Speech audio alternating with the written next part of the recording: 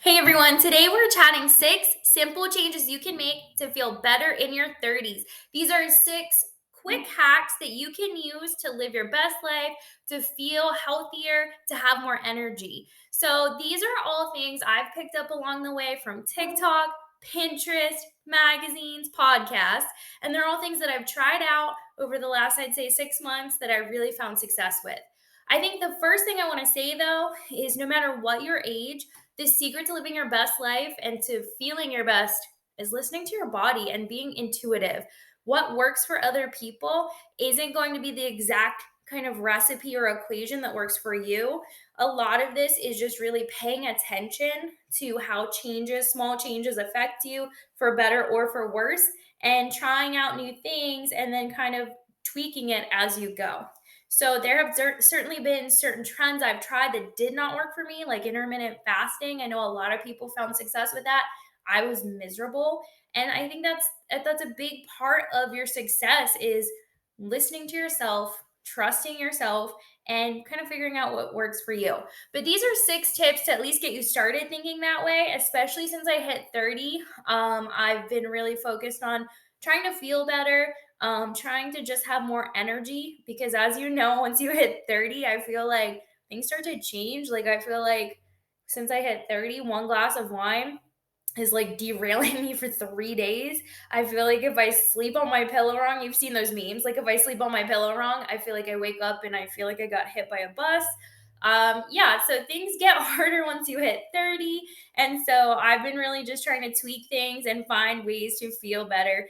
Simple changes, though. Like, I didn't want to have to completely overhaul my lifestyle. So, tip one, watching how much coffee you're taking in.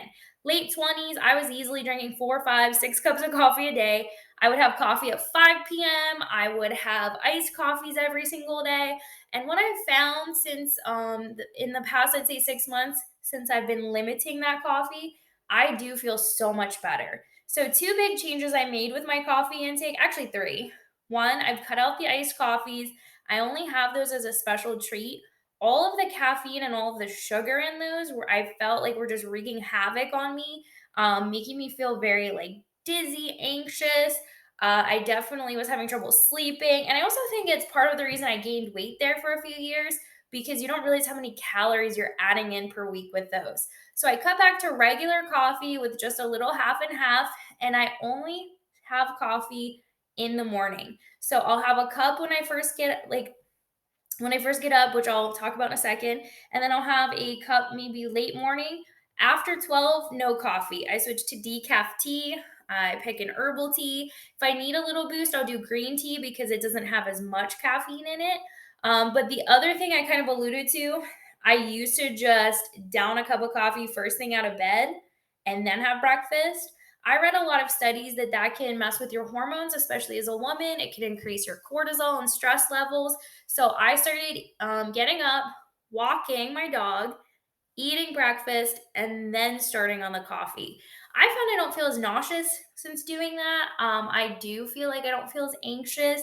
I definitely am seeing a difference. I feel like I don't know if it's helped necessarily with weight loss, but I feel like it might play a part. So that's number one, paying attention to your caffeine intake and paying attention to those like sneaky calories and sugars that kind of infiltrate your diet.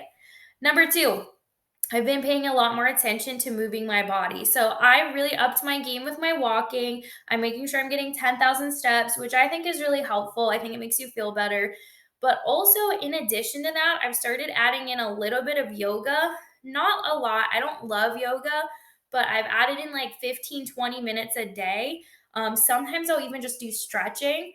I found that's helped so much with mobility. So there's a free app called Fit On. I really love this app. It has all sorts of workouts, but it has specifically yoga workouts and stretching workouts that I really, really love. There's a hip stretcher workout. It's 13 minutes with the instructor named Cassidy. I've been trying to do this almost every day. It's just a series of movements that help with your hips.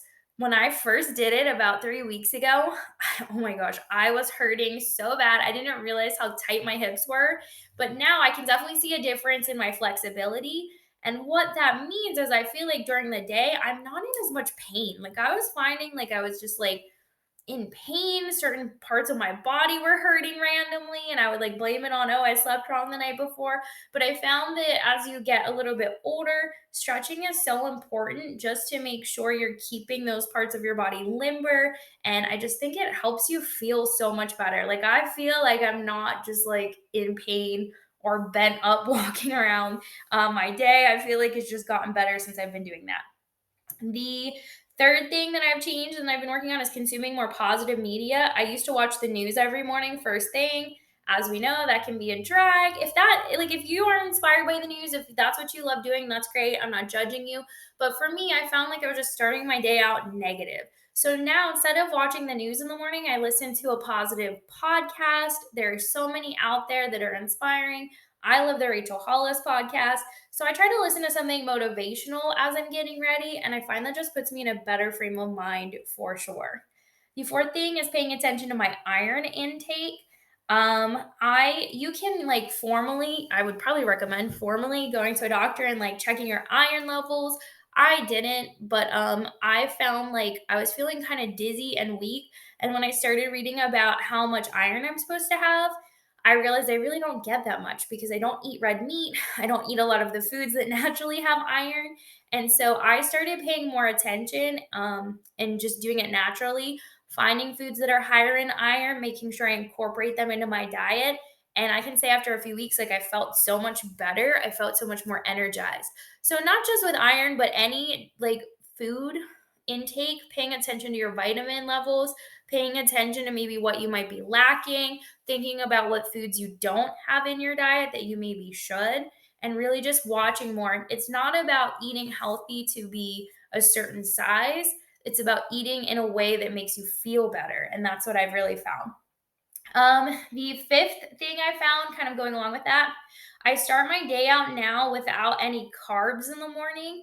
I've been doing low fat Greek yogurt, actually fat free Greek yogurt, a little bit of peanut butter, and some flaxseed. Flaxseed is really good. It gives you omega 3s, and I've read that it helps with hormones. I've been really thinking about hormone balancing a lot more. I've been reading about how women's hormones can really affect your weight gain and just like how you feel. So flaxseed is supposed to be a really good building block for hormones. So I've incorporated that into my diet and I've cut carbs in the morning. For me, this made me feel so much better. I used to just like carb city in the morning and I would feel like bloated and like sick to my stomach every morning. I just didn't feel good. A couple hours in to my day, I would feel sluggish. I've found that eating this kind of boring breakfast every day has really helped me. I don't feel sick anymore. I feel energized for the day, and it's made a world of difference. So it might not be that for you, but if you're not feeling good in the mornings, think about experimenting with your breakfast. Think about trying a lower carb breakfast maybe and see how it makes you feel. But it's really about tweaking it for you. The last thing I found that has made me feel so much better physically and emotionally in my 30s is having grace for myself. That means that if there's a day where I feel really tired and I need to rest and not get 10,000 steps, I do it. That means if there's a day where I really want a bagel for breakfast and I don't want that yogurt, even though I know it might make me feel better, I cut myself some slack. If there's a day where I want an iced coffee, then I get the iced coffee. I think I'm not as hard on myself anymore in my 30s. I think it's all about balance. I think it's about doing your best, but then also leaving some wiggle room instead of just pushing yourself. I think it kind of comes back to what I said in the beginning. It's about listening to yourself, trusting yourself, and really developing that intuition to know what you need. If you need rest, then rest and don't feel guilty about it. If you really are craving carbs a certain morning, then eat carbs. Maybe that's what your body needs that day. So it's a little bit less rigid. It's a little bit less of like a scientific equation, I would say, to my health now.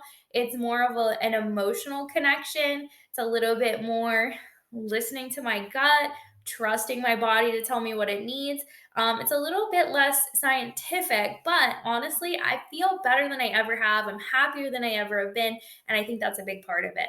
So I want to know your tips for living your best life, no matter what your age, in the comments. Tell me what little changes you've made that have made a huge difference. Let's all get inspired from each other. Let's find new ways of doing things. Let's live our best lives. Really, I think that's what it's all about. So thanks for watching, and I'll see you next time.